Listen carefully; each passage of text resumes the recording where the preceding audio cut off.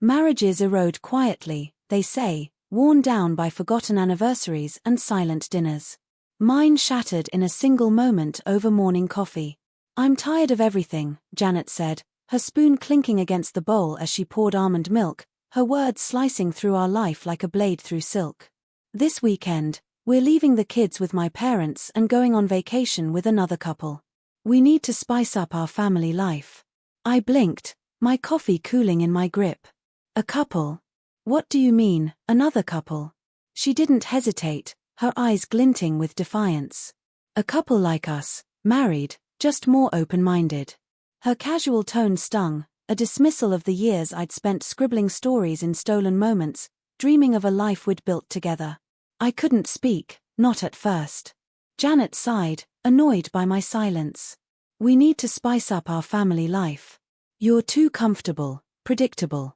We can't go on like this forever. My jaw clenched, my hands curled around the table's edge, the wood biting into my palms. So, let me get this straight, I said, each word deliberate. You want to ship our kids off, shack up with strangers, and sleep with another man in the same bed I built for this family. She rolled her eyes, unfazed. It's just one weekend. You might enjoy it. I stood, my voice a low growl. Don't even think about it, or I swear I'll throw you out on the street.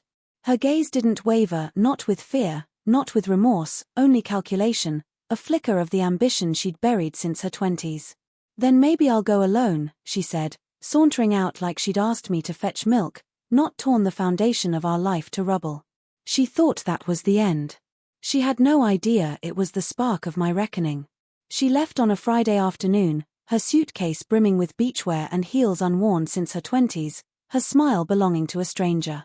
No goodbye kiss for me, no lingering hug for our kids, just a flippant love you guys, be good as she slung her duffel and strode out, a hunger in her eyes I hadn't seen in years.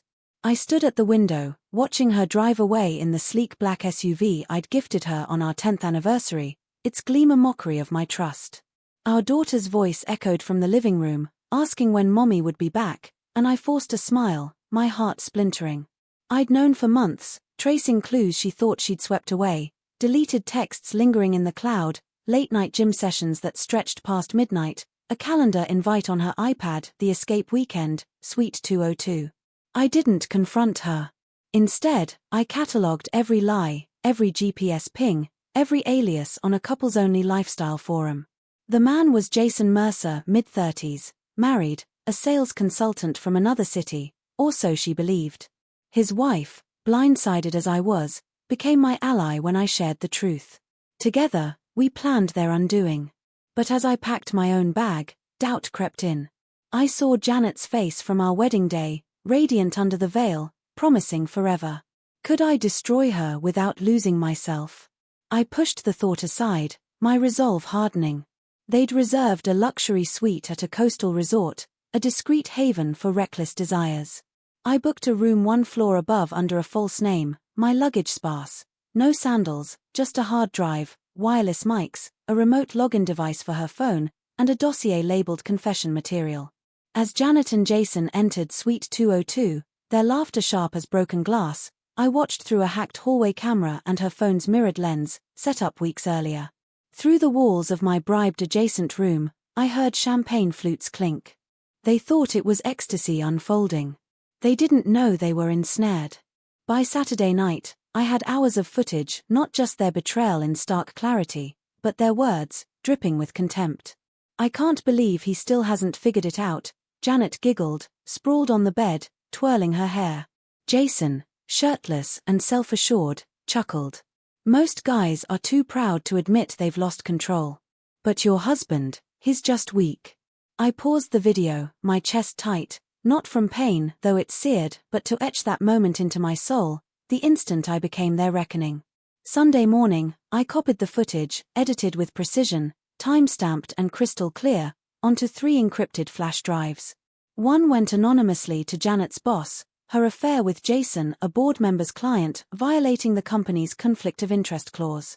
The second to Jason's wife, who deserved the unfiltered truth. The third I held for the finale, an ambush. Janet returned Sunday night, her skin sun-kissed, her demeanor insufferably confident.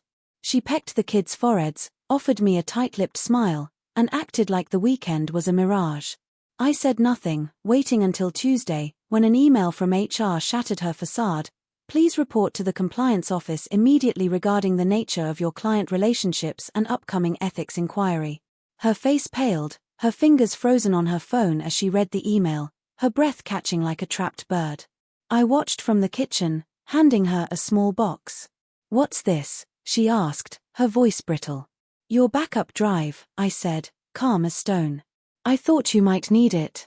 She lifted the lid, revealing a flash drive labeled in red, Suite 202. "Play me." Her hand trembled, her eyes meeting mine, wide with dread. You bugged me?" I nodded. "You lied to me in this house, around our kids, and now you want the high ground." Her tears carved paths down her cheeks, regret surfacing too late, a tide retreating from a wrecked shore. Within a week, her world unraveled. Suspended, pending investigation, the HR email loomed like a storm. Jason's wife struck next, filing for divorce and sending the tape to his boss, her fury a wildfire I didn't need to kindle. A text from Janet's parents buzzed my phone, their pride in me once their perfect son-in-law now shadowed by shame. "We're sorry. We didn't know." But I wasn't finished. On our anniversary, the one she'd forgotten last year, I filed for divorce, attaching every log, message, and video. She begged, her sobs echoing through our once-shared home. I met her with the silence she'd given me, not cruel, just final. Her life was ash. Within 10 days, her job was gone, the board unswayed by client meetings in half-naked hotel suites, time-stamped videos sealing her fate. Jason vanished, his wife emptying their accounts and securing a restraining order, the footage sent to his family like a poison dart. I didn't lift a finger. Janet's carefully crafted image collapsed under her own lies. Her pleas came in waves, a desperate refrain across a message, a voicemail, a letter of shaky handwriting. I made a mistake. I was lost. Please, I need my family.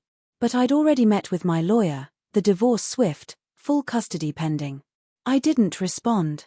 Some apologies echo in the void they created. One morning, I opened the front door to find her there, disheveled, eyes swollen, hair pulled back like the woman I once loved. "I have nothing," she whispered, her voice a fragile thread. I stood silent, her words clawing at a heart I'd already mended. "I was stupid. I thought I needed more, but you were always enough."